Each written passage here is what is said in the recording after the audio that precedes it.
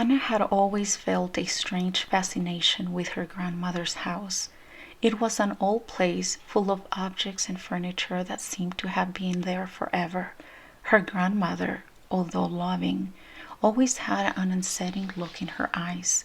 She never spoke much about her past, but there was always something in her demeanor that unsettled Anna.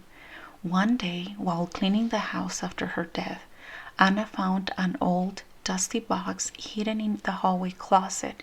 Inside, there were several things: yellow photographs, old letters, and a strange wooden box.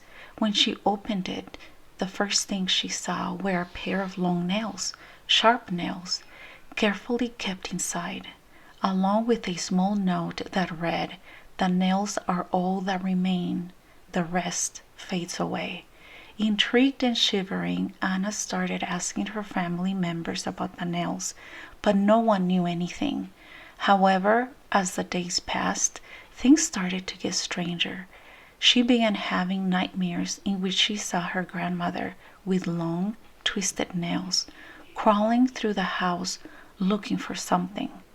One night, while sleeping, Anna felt a strange tingling in her fingers. When she woke up, she saw that her nails had grown unnaturally long, as if something was pushing them from within. Desperate, she tried to cut them, but the scissors only bent, as though there was something resistant inside of them. That same day, she began hearing strange noises in the house, whispers, faint knocks on the walls, as if something was trying to break out. But the most terrifying thing happened that night. Anna woke up to a creaking sound. She looked at her hands and was horrified to see her nails growing on their own, as if they were coming to life. At that moment, she saw a pale, thin figure with long, sharp nails walking toward her from the dark hallways.